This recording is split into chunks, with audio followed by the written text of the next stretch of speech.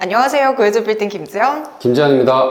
네, 원래는 이제 건물을 지을 때 보통은 도면이 먼저 나오고 그 다음에 설계랑 시공 단계로 이어지잖아요. 근데 보통은 이런 프로세스지만 도면 없이 설계랑 시공을 한 번에 하는 경우도 종종 있다고 합니다. 그래서 오늘은 어떤 프로세스가 올바른 프로세스인지 저희가 자세하게 이야기 나눠보도록 하겠습니다. 건물을 지을 때 저는 당연히 도면이 먼저 나와야 된다고 생각하는데 이게 없는 경우들도 있나요? 되게 특이한 어떤 의뢰 건수들이 많아요. 어떤 거냐면 건물을 진행하다가 무슨 문제가 생겨서 건물주님과 건설사가 틀어졌어요.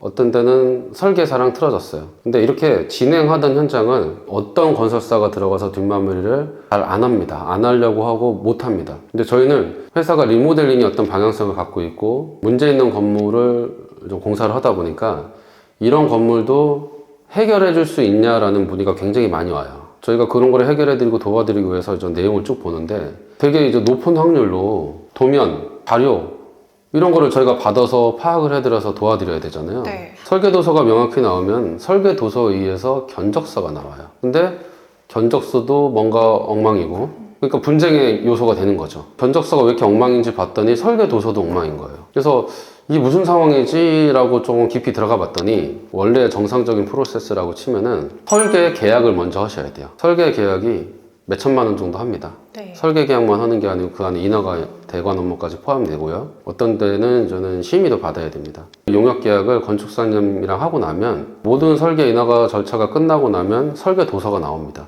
설계 도서가요. 도면만 200~300장, 건축도면, 구조도면, 통신도면, 설비도면 엄청나게 많고요. 해체 심의를 받게 되면 해체 심의 도서만 또 200~300장이에요. 이 자료를 토대로 견적을 내면 정확한 견적서가 나오는 거죠. 네. 자, 견적을 이렇게 정확하게 뽑아도 공사하면서 이슈가 있을 수 있어요. 뭐가 추가다, 뭐가 늘어났다, 줄었다. 근데 정확할수록 이런 분쟁과 이슈가 줄어들죠. 그렇죠. 근데 이제 보니까 설계 인허가 계약이 별도로 안 돼 있고 공사 계약이 합쳐서 되는 거예요. 예를 들어서 설계 인허가가 5천만 원 정도가 돼야 되고 공사가 10억 정도가 돼야 되는데 단계로 진행하지 않고 한 번에 계약을 해버리는 거죠. 그런 경우가 저는 많이 발생을 하는 겁니다. 그럼 이런 경우가 왜 생기는 건가요? 제가 보기에는 약간 현혹되는 것 같아요. 명확한 근거 있는 자료가 오면은 그 근거 있는 자료를 꼼꼼히 보면서 견적을 뽑을 수밖에 없어요. 근데 도면이 없이 수시도나 기본적인 도면만 딱 나온 상태에서 영업용으로 가설계를 해드린단 말이죠. 근데 이제 그거는 가설계로 끝내야 되는데 그 가설계로 견적을 추정해서 냅니다. 근데 이런 거예요. 기술자가 자료가 있으면 그걸 보고 견적을 내는데 자료가 없으면 상상으로 하게 되잖아요. 네. 근데 상상은 부풀려주기보다 눈에 안 보이니까 생략되게 돼 있어요. 그래서 견적이 정상적인 프로세스에 의해서 도서가 나와서 견적을 뽑으면 10억이 나와야 되는데 자꾸 누락시키는 겁니다. 왜냐? 자료가 없으니까 상상력에는 한계가 있잖아요. 누락된 견적서가 나올 수밖에 없는 거죠. 건축주님들은 좋은 겁니다. 왜냐? 낮은 금액이네 생각보다. 그리고서 근거도 내역서는 그럴듯하게 나와 있네. 그리고 건설사는 그러겠죠. 아, 저희가 이거에 틀림없이 견적으로 뽑았습니다. 건축주님은 싸게 하기를 원하시는 거고 시공사는 빨리 수주를 해서 계약금을 받고 싶은 거니까. 문제는 그 다음에서 나옵니다. 공사를 하면서 그 사이에 설계도서가 정확하게 나오겠죠. 그러면은 설계도서가 나온 상태에서는 견적이 늘어나게 돼 있습니다. 현장 소장은 늘어난 도면으로 나는 공사를 할 수밖에 없다. 왜냐? 그게 인허가가 통과된 거니까. 인허가가 통과되기 전에는 모든 게 생략돼 있는 견적의 도면이고 근데 인허가가 통과됐으니까 늘어나죠. 구청에서 보강을 하고 기둥을 더 늘려라, 보완을 해라. 여기는 조경이 들어가야 된다, 법적으로. 소방시설도 들어가야 된다, 라고 보완을 한번 했지. 이건 안 해도 됩니다, 라고 빼는 경우가 있을 수 있나요? 인허가 과정에서 뭔가 늘어납니다. 그리고 공사를 하면서도 늘어나고. 그러면은 이제 늘어났으니 좀 분쟁이 생겼으니까 견적서를 보겠죠. 건축주님들이 어떠겠어요? 불리한가요, 유리한가요? 불리하죠. 불리할 수밖에 없습니다. 왜냐하면 계약 내역에 다 빠져 있으니까. 그리고 도면도 없으니까. 그럼 거기서 추가가 된다고 하더라도 네. 이 책임을 그러면 건물주가 온전히 가져가야 되는 건가요? 이제 분쟁이 생기는 거고 누가 잘했냐 누가 못했냐라고 하는데 저 같은 경우는 네. 이런 분쟁 자체가 너무 싫어요. 저희도 지금까지 몇 수년 동안 이 일을 하면서 분쟁이 없을 수가 없죠. 노하우가 많이 생기기 전에는 실수도 있었습니다. 리모델링이라는 건 그래요. 철거를 해봐야 아는 경우도 있고 땅을 파봐야 아는 경우도 있습니다. 근데 저희는 좀 많이 해보다 보니까 이런 누락을 안 하는 상황인데 누락을 안 하는 저희의 지금 상황이 다행이라고 생각을 해요. 왜냐? 분쟁이 없으니까.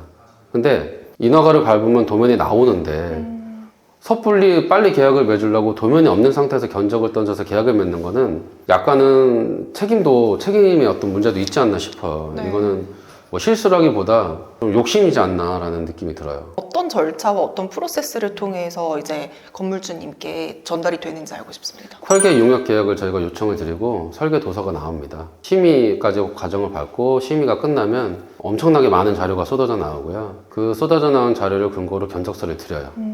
자, 그리고 저희가 진행을 하면서 원가 절감을 하는 편입니다. 그러니까 뭐냐면 오히려 거꾸로 되게 빵빵한 자료가 나와서 모든 리스크가 들어간 상태에서 견적을 뽑고 진행을 하다 보면은요, 겉면만 메인 마감재를 쓰자. 뒤쪽은 막상 해보니 잘 안 보이는 것 같다. 뭐 지하는 우리가 이런 것도 넣었는데 보니까 누수가 공사하는 기관에 누수가 없으니 뭐 이중 벽까지만 하자. 이중 바닥은 굳이 하지 말자. 층고도 낮아지는 것 같다. 이러면서 내역이 충분히 잡혀있는 상태에서는 오히려 공사를 하면서 원가 절감이 됩니다. 원가 절감이 어느 정도 됐으니 그 비용으로 냉난방도 해줄까? 그러면 세입자들 잘 들어온다는데 되게 임대를 제가 맞추기 좋은 어떤 선택적인 것도 옵션이 계속 늘어날 수 있는 거거든요.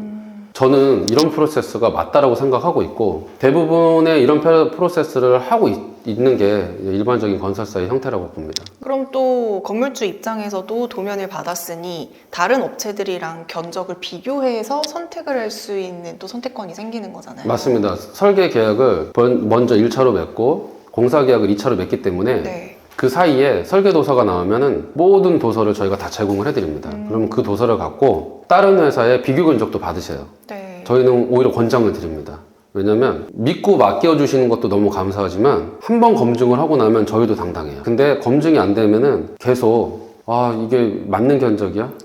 맞는 금액으로 내가 선택을 잘한 거야? 라는 의구심이 계속 들 수밖에 없어요.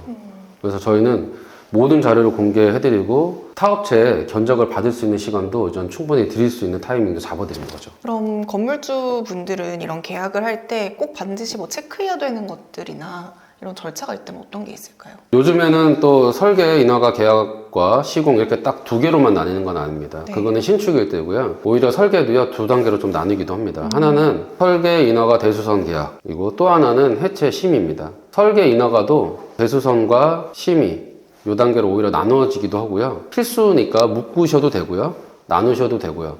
단계별로 절차를 밟아 나가셔도 되는데 여러분들께서는 내가 봐도 모르는데 굳이 무슨 절차를 그렇게 밟아야 돼. 그냥 왠지 요 업체가 싸게 묶어서 한 번에 턴키를 해주는 것 같은 느낌으로 받아들여지고 싶고 받아들이고 싶은 겁니다. 이건 역시도 건물주님들이 약간 뭔가 찝찝한 구석이 있는 걸 알면서도 믿고 싶으신 거고요.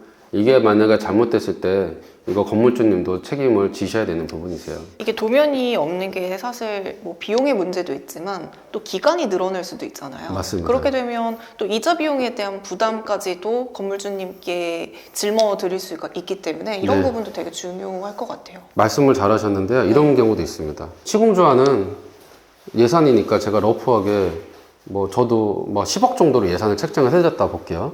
근데 어떤 회사에서는 되게 구체적인 견적서로 8억을 제시를 했어요.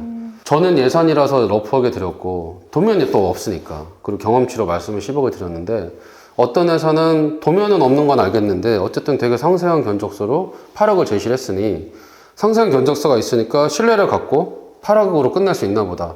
그리고 담당자도 8억으로 끝낼 수 있다라고 호언장담을 합니다.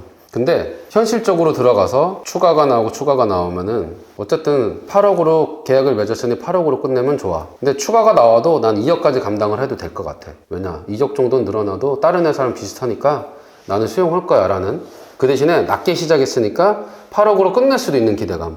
절대 그렇지 않습니다. 일이라는 게 도면과 현장이 명확하면요 2억이라는 차이가 회사 간에 날 수가 없습니다. 견적으로 경쟁력으로 차이가 날 수 있는 거는 5% 내외예요. 그러니까 결국은 8억으로 시작한 현장도 10억으로 늘어나는데 여기서 되게 불편한 관계가 또 있습니다. 뭐냐? 최초에 견적을 낼 때는 이 일을 따기 위해서 타이트하게 견적을 내죠. 근데 나중에 금액이 늘어나잖아요. 업체는 선정이 돼 있죠. 추가 견적서를 제출하는데 이 추가 견적서는 경쟁이 없으니까 투명하지 않을 가능성도 있습니다. 경쟁을 최초로 받을 때는 경쟁 구도니까 싸게 냅니다. 나중에 추가 견적서는 경쟁 구도가 아니에요. 어떤 업체가 추가를 제출하면 건물주님은 울며 거저 먹기로 이 일을 빨리 끝내야 되니까 그거를 수용해야 될 가능성이 큽니다. 그렇게 되면은 10억에 끝날 현장이 11억에 끝나고 12억에 끝납니다. 그리고 중간에 멈추고 금액 협의를 다시 하는 과정 자체가 네. 시간적으로도 한두 달 이런 협의 기간, 이게 진짜인지 아닌지 증명하셔야 되잖아요. 그러면 그 기간이 또 딜레이가 됩니다. 그러면은 결과적으로는 비용도 더 들고 시간도 더 늘어나는 상황이 되고, 이 케이스는 저희한테 문제점이 있어서 오시는 많은 분들한테 공통적으로 나타나는 현상이라서 제가 오늘 날 잡아서 네. 이런 문제점들이 계속 안 생겼으면 하는 마음에 좀 촬영을 하게 됐습니다. 네. 네, 진짜 오늘 좀 중요한 이야기를 다룬 것 같고요. 뭐 신축이던 리모델링이던 적게는 그냥 수억에서 수십억까지 들어가는 커다란 프로젝트잖아요. 그렇기 때문에 무조건 저렴하다고 좋은 것도 아니고 도면 없이 빠르게 진행된다고 꼭 유리한 것만은 아니다라는 거 저희 오늘 말씀을 드렸습니다. 그래서 건물주님께서는 무조건 도면이 먼저 그리고 계약은 나중에라는 이 키워드 꼭 기억해 주시기 바라겠습니다. 자세한 상담이 필요하신 분들은 언제든지 전화 주시고요. 그럼 저희는 다음에 더 유익한 영상으로 다시 찾아오도록 할게요. 안녕. 안녕. 진공조